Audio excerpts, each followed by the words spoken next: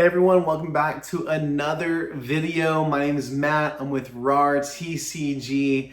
Thank you so much for tuning in. Our last video, I said, hey, can we hit 10 likes? That thing has like over 40 likes right now, and we're getting really close to 500 subs on the channel, which is absolutely phenomenal. Thank you so much. Let's see if we can keep the hype going. If you see this video, you want to help a small content creator grow, definitely consider leaving a like. It means so much. And don't forget to subscribe as well. Our goal is 1,000 subs, and I feel really confident that we're gonna get there eventually. And that's okay. It doesn't have to happen overnight. I just want to grow a community here. I know people use that word incorrectly, but people that view this channel, that can learn from what I release, and that we can connect together. And today's video is all about a question I got on a YouTube video. So if you ever have any questions about my Pokemon card business, or really my card business, right, is TCG. So I sell Pokemon, Magic, I've even sold Union Arena, I've got One Piece, I've got Yu-Gi-Oh!, I live stream. If you got a question about any aspect of the video, let me know. Do not hesitate to jump down in the comments, reach out to me on Instagram, and you never know when that question might turn into a video like this one. Well, this video is all about Ryan's question from my last long form content video. And Ryan asked something that's super important, kind of a simple question, but if you really think about it, it's super important. And I'm gonna title this video. This video's title is gonna be something like the truth behind selling Pokemon cards, the what they don't want you to know about selling cards. Okay, this is the secret, this is the sauce, okay? This is kind of the yeah, it's just the secret side of selling cards that isn't glamorous, okay? So Ryan's question, let's jump right to it. I don't want to take a lot of time away from jumping into the main core content, the value that you're going to get from this video. So let's talk about it, y'all. Ryan's question was, how do people make money buying singles and collections at 75% if TCG and eBay are taking 15 to 20% fees? Well, that's a really great question, and they break down the math in their comments, and one of the things that they kind of came to the conclusion is if you're buying a $100 card for 70 to 75% of market value, $100, you turn around and sell that. You know, you buy a $100 card for $75, you turn around and sell it for $100. Well, really, best case scenario is you're going away with $10 profit. And they just were like, how does that make any sense? Well, let's talk about it. First and foremost, let's answer that question. How can you make money buying at 70, 75% of market? And is it worth it to make something as small as $10 on a $100 card? Well, your math is pretty much spot on. I will say that the fee structure on TCG and eBay are not quite as high as 15 to 20%, but I will say as you factor in all of your costs and everything, your fee structure will be closer to 15, may push higher, may push lower. It depends on what kinds of cards you're dealing with. For me, I sell a lot of bulk cards. So these are cards valued at or below $1. A lot of times I'm selling 15, 20, 25 cent cards, and my fees are actually a little bit higher than they would be if I sold higher value cards. The reason for that is that TCG Player takes about 12 to 13% fees. And then there's also a 12 to 13% in fees. And then there's also a 30-cent credit card charge, a service fee there. Now, when you're saying 30%, I can't say that right. 30 cents of $100, if you're selling one card that's worth $100, 30 cents is nowhere even close to 1% of the card. And so that 30 cents doesn't impact that sale as much as it does a 20-cent card. Now, how I make money on bulk, maybe I'll talk about that a little bit towards the end of this, because a lot of people get confused on how you can sell a 15 or 20-cent card and make any profit. I'll save that for the end, but to address Ryan's main question here is yes, fees are somewhere around 15, maybe pushing it to 17, 18% of the card's value. Now, if we sell that $100 card, we bought it for $75, our fees are 15%, then what does that leave us with? Well, that leaves us with about 10% profit, which is exactly right for Ryan's calculations. We would get $10 back. And here's the biggest bomb drop of this video. Yes, you make about $10 on that transaction. 10% is what you're making on that $100 card sell. Is that worth it is the biggest question. And how do people structure businesses around such small and low margins? Well, trading cards, TCGs, is a low margin business. Yes, you can do certain things. You can have a strategic pricing structure. You can buy at more strategic percentages. We can talk a little bit about that. I'm not going to go in depth in this video. Maybe we'll do that next time for another video. But you can have some strategy, some nuance in your approach that may increase your margins there a little bit.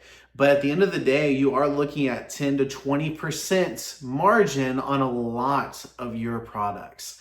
Now, yes, you may buy a collection or some cards that end up spiking in value by the time you get them listed. And so, wow, I just made 50% on my money because that card, like the Drowsy from Scarlet and Violet base, maybe popped off. Some YouTube person, really pumped the card, and all of a sudden it went from $100 to $300 to $150. And all of a sudden you're like, wow, I'm sitting pretty right now. I got a lot of money. But that is rare. That is the exception and not the rule. The key to making money in this business. So the big bomb drop is, yes, you make about 10 to 20% on a lot, if not all of your transactions on average. I would say it's closer to 10% than it is 20, right? But here's the deal. You make money in this business by scaling at volume, okay? Because one $100 sell making $10 doesn't sound like a lot, but what if you could do that 10 times a week? What if you could do that 100 times a week? What if you could work up and do that several hundred times a week? Maybe even work towards 500. Now let's do the math. One transaction of that kind would net you $10. 10 transactions of that kind would net you $100. This is not super hard math here, okay? But what if we were able to do that 100 times in the course of a week? Well, then we're looking at making $1,000, right? So I hope my math's right. Y'all correct me if I'm wrong. I'm trusting you guys. But yes, 100 times 10 would be 1,000. For sure, I'm not wrong. Well, all of a sudden, $1,000 a week is looking a lot better than $10 for one transaction, right? And so how do you scale that? Well, first of all, you need capital up front. You need to have the money in hand to buy a large amount of collections, a large amount of cards and products and inventory, and then you need to list it. You need to list it quickly, and you need to churn through that inventory quickly. Now, those are very important items. They're very nuanced, but I'm going to say this in very simple terms. And so you can kind of start seeing how a business with very low margins, if they can do it at scale, if they have processes and systems in place that allow them to be efficient, that allow them to turn over inventory extremely fast, like using a platform like eBay or TCG Player, even though there are fees tied to it, they do bring more eyes to your cards and allow more transactions to happen. Now, it's all like business, I think in general, is all about the strength of your processes and systems, but especially for TCGs. Now, for me, where I'm at, I am not turning over 100 $100 cards in a week, but I am doing several hundred lower end value orders, okay? I'm doing several hundred orders each and every week, valued anywhere between 20 cents to $50. Now, that to you may not seem worth it. Like, why would I work so hard to make pennies, right? Well, to be honest, I didn't start my business with a lot of capital up front to buy very large high-end collections. There are some people that are able to jump in with a large amount of capital they have set aside, maybe from another business, maybe they sold their personal collection. But for me, I did sell some of my collection to get started, but I did not have a lot of capital. So what did I do? I found a certain sector or niche of the hobby where I found that I could be profitable. I could be profitable and I could be consistently profitable. And what was that for me? Well, that was bulk, okay? And so that's where my previous video came in about buying the right buy price. You need to buy bulk anywhere between $5 to $10 per thousand cards. Now, the really cool thing about bulk when you're buying cards for 1 penny is sometimes you get to turn that 1 cent into 10 cents. Now, that's a huge margin, okay? That's way more than 10 to 20%. My quick math can't even do that amount of math, okay? My brain can't count that high. But listen, that's, when you're talking, that's not even, 1 penny to 10 pennies is a huge amount of profit percentage-wise, but it's not a lot of money.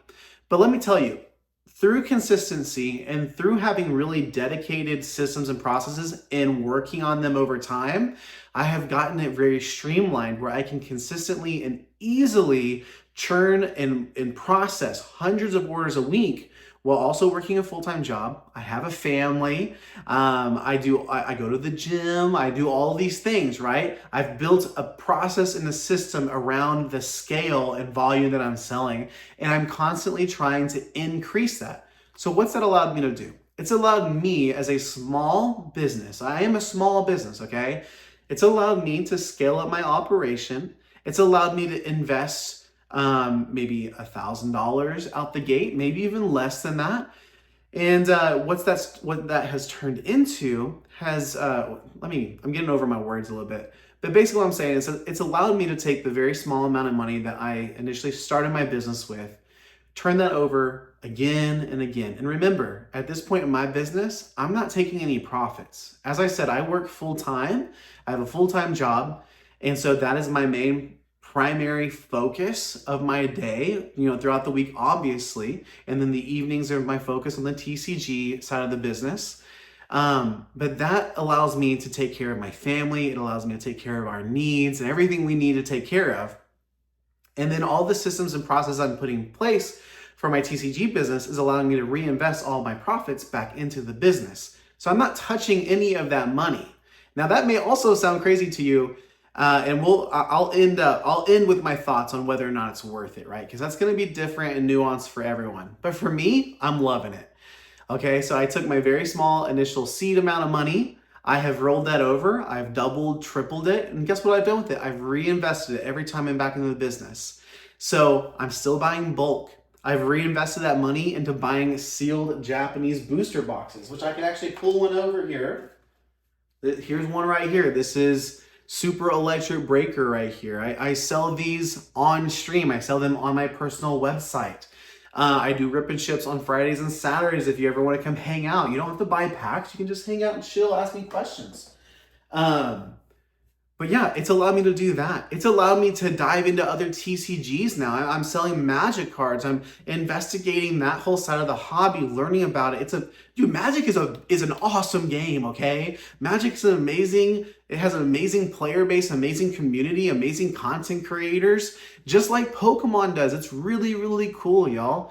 But yeah, just being consistent, rolling over my profits back into my business, even though we're talking about small amounts of money, has allowed me to build something I'm really proud of. Now, I'm still a very small business. I do not have the amount of capital or cash on hand liquidity like some other people do. So I'm not buying, at this point, I'm not buying $10,000 collections, but I have bought $1,000 collections several times. I'm not buying $10,000 worth of high-end singles, but I am buying hundreds and hundreds of dollars of bulk that I'm manually sorting right now. So it's all just part of your journey. And I think that's why I really talk about bulk so much, is because it's such a beautiful way to get started. And this is going to transition really well into my last kind of thoughts here. And if I missed anything that you really want me to talk about, let me know in the comments. I'll follow up. I know this is my content's more stream of consciousness, so sometimes I may miss some, maybe something that you wish I would have touched on. Just let me know. let's transition that. Bulk is an amazing on-ramp for people to experience the TCG business side of things. Now, this is what I mean by like, is it worth it? That's going to be different for everyone. For me, I think it is worth it because what I'm seeing is that I really love business. I love selling things. I love content creation. I love talking about selling things. I love TCGs. That's the whole reason I got into it, right? It's because I love the cardboard. I love the characters on the cardboard. I love Piplup. Give us more Piplup cards, please. It's worth it for me. Is it a lot of work? Yes. A lot of times I come home in the evenings and I want to record videos and I've got to pack about anywhere between 20 to 50 orders a night typically. That's a lot of work, I can't just snap my fingers and I have 50 bulk orders put together. But for me, it's worth it because I can tell that I'm building something over time. I'm getting to talk about business with my family, which is really fun. They're involved in it. Obviously, they're not on my channel or anything like that, but we're all having so much fun with it. And it's really challenged me. One thing that I've learned in the last 2 going on 3 years, I started training strongman. I'm not going to put any videos up, but strongman is like the people that are crazy that they pull tractors and fire trucks. They lift really heavy things. I love it. I love lifting heavy things, but more than that, what strongman has really taught me is that I'm capable of so much more than I think I am. And I just have to be consistent. I have to push myself. I have to be really willing to take risks, to try things I've never done before, to really come out on the other side better, stronger, faster, more efficient. And that's really helped encourage me jump into the business because I've experienced it with heavy weights, with moving heavy things. And now I'm experiencing it with Pokemon cards and Magic cards and realize I can do more than I think I can. But there are some of you that the thought of, packing 20 to 50 envelopes a night, that may be the worst. You thinking of doing that may sound terrible. And I totally respect it. It's not easy. It's not going to make you rich overnight. It's hard work. And it's okay that it's not for you. If you're interested in starting a business, you love TCGs, consider it. Maybe try it. Start a TCG player shop, list some of your collection on there, prep some envelopes, prep some bubble mailers, and you'll learn really quickly whether or not this life is for you. Because a lot of what people do in this business is just pack stuff. If you watch a content creator and they are actually doing what they say they're actually involved in a TCG business, then I would say a lot of their time, unless they're like a Pokey and they have their own employees now, a lot of their time is spent with tape, bubble mailers, envelopes if you do singles, boxes if you do seals. A lot of their time is spent just with those things. It's just them, the box, the tape, and the cards, okay? I like that, but for a lot of people, it's probably not very cool. But thank you so much for watching. I really appreciate it. I hope this video was, concise. I hope you got some value from it. I am pushing 18 minutes now, so please forgive me. And don't forget to like and subscribe. I'll see you for the next one. Peace.